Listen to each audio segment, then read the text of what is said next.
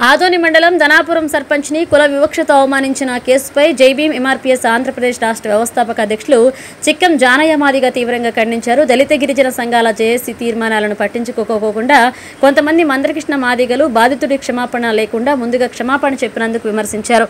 సర్పంచ్ చంద్రశేఖర్కు ఆలయ ప్రవేశం చేయించి బాధ్యులపై కఠిన చర్యలు తీసుకోవాలని హామీ ఇచ్చారు. కేసు రిజిస్టర్ చేసే వరకు జైభీం ఎంఆర్పీఎస్ పోరాటం కొనసాగుతుందని తెలియజేశారు. ఆదోని నియోజకవర్గంలో బలంగా వ్యవహరిస్తున్నామని తెలిపారు.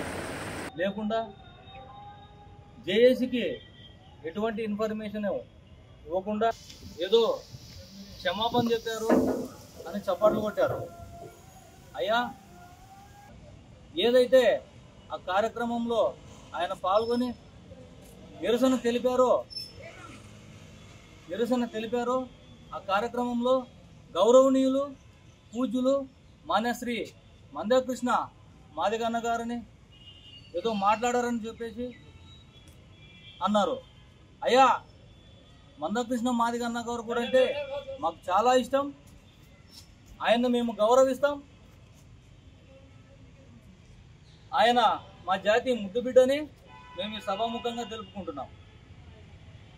అయినను మందకృష్ణని మీరు ఏదో మాట్లాడారని చెప్పేసి మా నాయకుడిని నిన్నటి దినమున ఎంఆర్పీఎస్ నాయకులు ఒక ముగ్గురు ఎంఆర్పీఎస్ నాయకులు ప్రెస్ మీట్ పెట్టి మా నాయకుడిని చాలా నీచమైన పదజాలంతో దూషించడం జరిగింది.